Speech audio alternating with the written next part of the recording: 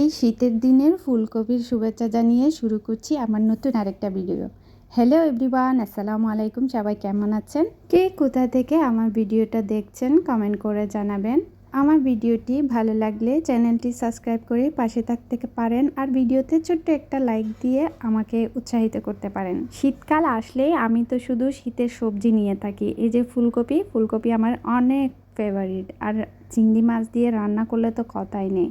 আজকে আমি এই ফুলকপিটা চিংড়ি মাছ দিয়ে রান্না করব। কে কী দিয়ে রান্না করেন আমাকে কমেন্ট করে জানাবেন, আর কার পছন্দ ফুলকপি সেটাও জানাতে পারেন। আমি এখানে পেঁয়াজের সাথে ছোট চিংড়িগুলো দিয়ে দিয়েছি, তারপরে হলুদ, মরিচ, লবণ সব কিছু দিয়ে ভালো করে কষিয়ে নিচ্ছি। কষানো হয়ে গেলে আমি ফুলকপিটা দিয়ে দিব।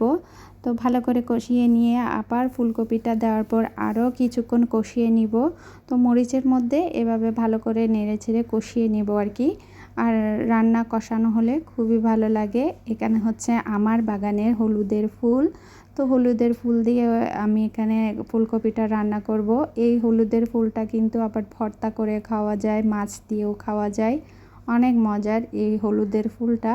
তো এই যে আমি কষানোর পর পানি দিয়ে দিয়েছি, সাথে একটা মূলাও দিয়েছি। উপরে শীতের টমেটো, কাঁচামরিচ আর ধনেপাতা দিয়ে গরম গরম ভাতের সাথে খেতে কিন্তু অনেক মজা। আর এই ফুলকপিটা অনেক মজা হয়েছিল। যেহেতু খাওয়ার পরে আমি ভয়েসটা দিচ্ছি তাই বলতে পারছি। সাথে আছে মাছ ভাজা। এই মাছটাও কিন্তু অনেক মজা, সামুদ্রিক মাছ। আমি মাছটার ঠিক নাম জানি না, তো কেউ জানা থাকলে আমাকে জানাবেন। তো এই ভিডিওর এই পর্যায়ে যারা এসেছেন এখনও পর্যন্ত আমার ভিডিওটা দেখছেন, একটা লাইক দিবেন আর আমার চ্যানেলটি সাবস্ক্রাইব করে পাশে থাকবেন। আমার যেহেতু নতুন চ্যানেল, অনেক ভুল আছে বা অনেক ত্রুটি আছে, আপনারা আমাকে জানাবেন কোথায় কোন দিকে ভুল হয়েছে বা কোনোটা কি সমস্যা হয়েছে আমাকে সমাধান দিবেন। আর এখানে আমি গরুর মাংস রান্না করব। গরুর মাংসটা সুন্দর করে সব কিছু দিয়ে, তো গরুর মাংসতে যা যা মশলা লাগে সাধারণ মশলা সব কিছু দিয়ে আমি ভালো করে কষিয়ে নিব। তো যত কষানো হয় মাংসের মশলাটা ততই মজা হয়। তো এখানে আমি সব কিছু দিয়ে একদম ভালো করে কষিয়ে নিব। গরুর মাংস তো আমার অনেক পছন্দের, অনেক ফেভারিট।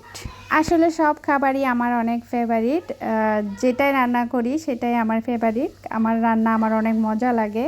তো এই যে ভালো করে কষানোর পর আমি গরুর মাংসটা দিয়ে দিয়েছি। এখানে কোনো পানি এখন ব্যবহার করব না। তো মাংসের গায়ে থেকে অনেক পানি বের হবে, এই পানিতেই মাংসটা সিদ্ধ হবে ভালো করে। আমি পরবর্তীতে পানি লাগলে তখন দিব। এখন আপাতত যেগুলো আছে এই যে ওগুলা থেকে সিদ্ধ হবে। মাংসের গায়ে থেকে অনেক পানি বের হয় যখন আমরা কষানোর পর দিই।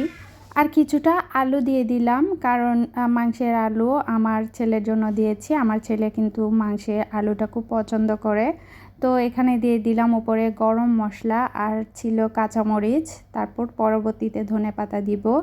তো এইভাবে আমি মাংসটা রান্না করি, অনেক টেস্ট হয়। আবার মাখিয়েও রান্না করা যায়।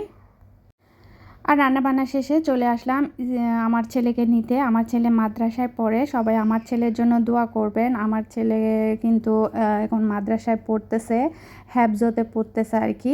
তো ওর জন্য সবাই দোয়া করবেন, আল্লাহ যেন ওকে মানুষের মতো মানুষ করে ওর উদ্দেশ্য, ওর জীবনের সাফল্য অর্জন করতে পারে। সবাই আমার ছেলের জন্য দোয়া করবেন। আমার ছেলে কিন্তু হাফেজ পড়তেছে। তো এই যে আমি ওকে নিতে আসছি, ওকে আমি 2-3 বার নিতে আসি, আবার দিয়ে আসি। সকালে নাস্তার পর একবার আনি, তারপর লাঞ্চ টাইম, আবার রাতের খাবার সময় চলে আসে আর কি। রাতে ওখানে থাকে না, রাতে আমার সাথেই থাকে। আসার সময় দেখলাম তাজা শাক বিক্রি করতেছে, ওখান থেকেও নিয়ে নিলাম। তারপরে আসার পর ছেলেকে নাস্তা দিলাম। আজকের মতো এখানে, আল্লাহ হাফেজ।